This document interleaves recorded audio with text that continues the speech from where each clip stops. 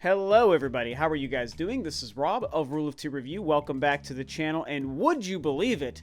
Sony has just confirmed that they will not be attending E3 2020. That's right, for the second year in a row, Sony is not going to be at E3.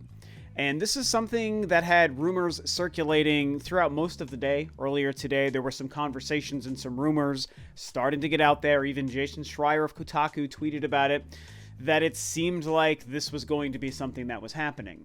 And as we know, like I said, Sony didn't attend last year in 2019, which was not the greatest news. It didn't necessarily overall kill the show of E3. It was still fine, and of course, Nintendo and Microsoft still playing a part was nice, and there were certainly some surprises and some good shows, and some bad shows too, obviously, but it was what it was. So, one of the major players not being at E3 last year was what it was. However, this year, in 2020, we know that the PlayStation 5 is coming. They've confirmed the PlayStation 5 as a console. They've confirmed the name. They showed us all a logo a couple of days ago, so whoop-de-doo, that was just not at all surprising to anyone. And we also know that the PlayStation 5 is coming out this year, in 2020. I think they have confirmed holiday. So right around the same time as the Xbox Series X. We know there's going to be a next-gen showdown by the end of this year. And with that, you would expect Sony to attend the show and maybe want to take advantage of the E3 spectacle to help kind of market and promote, or maybe even officially reveal the console. But that seems to not be the case. So Sony actually confirmed this to GameIndustry.biz, where they actually gave them a quote about their decision to not attend E3, and this is what they said. After thorough evaluation, Sony Interactive Entertainment has decided not to participate in E3 2020.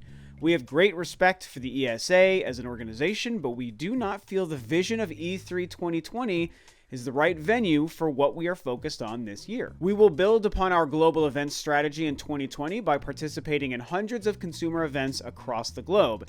Our focus is on making sure fans feel part of the PlayStation family and have access to play their favorite content. We have a fantastic lineup of titles coming to the PlayStation 4, and with the upcoming launch of the PlayStation 5, we are truly looking forward to a year of celebration with our fans. So, to me, while that seems like it's fairly safe PR talk, just kind of putting nonsensical white noise comment out there into the ethosphere for people to read, I actually feel like they're saying quite a bit more than what it seems like on the surface. The biggest thing I took away from this was where they stated that they don't feel that E3 2020 is the right venue for what they're focused on this year. But then going on to confirm that they will be a part of other consumer events and that they definitely want PlayStation fans to be able to experience their stuff in person in such a way to feel like they're a part of the family, or whatever the verbiage they were using there was. And it's like, so other typical standard industry events throughout the year, GDC, TGS, PAX, whatever the case may be that they're talking about there, those are fine places for Sony to attend and very likely even have some PS5 stuff there alongside of PS4, but not E3, which is without question the biggest of all the venues and all of the annual events and has the most notoriety. Even though we know that's been slipping over the years, it's still, at the end of the day, even in 2020, is the biggest and most well-known. It is the ultimate peak of the industry every year. And yet they say it doesn't fit their vision, whatever E3 2020 is trying to do, and they talk about having respect for the ESA, but it's not what we want to do right now. And so, what does this all mean? I mean, part of it could have to do specifically with Sony's business plan about something that we just don't know, but also part of it could have to do with E3 itself. Maybe it has to do with the fact that the leak and the doxing of all of these industry insiders who went to E3 last year happened, and so they don't trust the E3 organization and they don't trust the ESA. It could have to do with E3 pushing more and more to becoming like an open consumer sort of forum where they're just letting people in who are buying tickets. Maybe there's some other aspects behind the scenes with how the show has been running, or maybe the direction these companies who attend have seen it heading, and maybe they just realized with last year and this year that, they just no longer are interested in how E3 is being run altogether. I mean, it could be any one of those things. It could be a combination. It could be something else that we could never really know unless they came out and told us. Hard to say, but it almost seems like it's less about the business model and it's just more about E3, and I find that fascinating. And Definitely sad. I mean, E3 is a great time. I think we all look forward to it. It's been stated many times as the Christmas for gamers, Christmas in the summer for the gaming industry. And I love covering it. I love taking the week off to watch it. I look forward to press conferences from everybody, and thinking that we might lose Sony for a second year in a row does sting, and it is sad. And it makes me wonder, man, if E3 is really kind of on life support, man. Maybe E3 just doesn't have that much time left, or at least that much time left as what it's known as.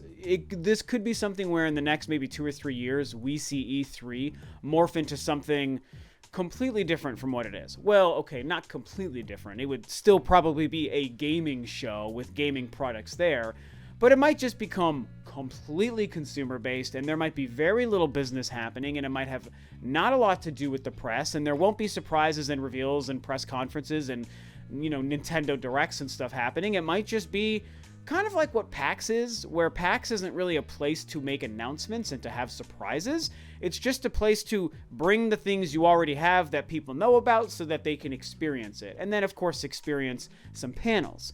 And maybe E3 turns into that, and that's how they manage to keep it going as its own thing and not lose the name of E3. But it just might not be what it's been. And, TGS and GDC do a pretty good job of picking up the slack. We've, traditionally had these 3 different countries hosting through the 3 biggest shows, Germany, Tokyo, and the United States. Tokyo isn't a country, it's a city, but you know what I mean. It's in Japan, the country. And so, we've always had these kind of big 3, but maybe one of these 3, and unfortunately the one in the country I live in, maybe that one's going to be going away. And so what does this really mean for Sony's plan? I think it means 2 things. One is they are almost for sure going to be doing their own PlayStation 5 reveal event. And as they should, that's been the norm for a couple of years now. The past 2 generations, all 3 companies have had their own kind of unique reveals. Nintendo did it both for the Wii U and the Switch. I think a lot of people forget Nintendo did have a Wii U presentation before the console launched, where they confirmed the price and the 2 models, and they showed off Call of Duty, and they confirmed Bayonetta. They talked about the Nintendo TV plan for the gamepad and Netflix and IMDb. So they did have a Wii U presentation. They obviously had the January 2017 Switch presentation. And then Sony had presentations for the PS4 and the PS4 Pro. Microsoft had a presentation for the Xbox One. And obviously not all of these reveals went as well as all these companies would like, but they did happen. And now that the PS5 and the Xbox Series X are on their way, and with Sony stepping away from E3, you would just have to think Sony and Microsoft are going to do the same thing. And if Sony is not going to take advantage of E3 to show off their new console, which is crazy to me. I mean, I think most of us thought for sure they would be back this year because of the PlayStation 5, but they clearly feel like they don't need the biggest, gaming show in the world every year. They're probably just going to have their own show. And so that'll be interesting and exciting to see whenever that thing finally happens. I do believe the PlayStation 4, I think, was revealed in February of that year, 2013. So it would be interesting if in February this year we get the PlayStation 5. And that would only be next month, you guys. We're in January, so February's right around the corner, Sony, if you want to kind of show us some PlayStation 5 stuff sooner than later. The other thing that I think Sony is planning on doing, the way it sounds here, the way they word this statement, is I kind of feel like PlayStation Experience is coming back. I mean, when they're talking about, let me kind of pull it up and read it here. Our focus is on making sure fans feel part of the PlayStation family and have access to play their favorite content. I just, the way it reads to me, I just feel like they're trying to say we're going to have a place where fans can come and play PlayStation games. And they've already had that in prior years, the PlayStation Experience. It took the year off last year, so why not bring it back this year if you're going to have a PlayStation 5 that you want to get out to people and have them playing some of these new games? I just, even though it would almost for sure happen after the PlayStation 5 launches, I don't think that matters because the PlayStation 5 is probably going to be very hard for people to get for a while once it launches. So why not have this show where people can go and play it while they hope to be able to find a place to buy it? It might be a little bit of torture for people who won't be able to find a PS5 at that time, but it would still keep people excited about it and, letting them actually see the games in person. What do the visuals look like? What are the games? What is the lineup of launch games going to be, and near launch games that people can get their hands on that maybe haven't haven't released by the time the PlayStation 5 is out, but will be very soon after.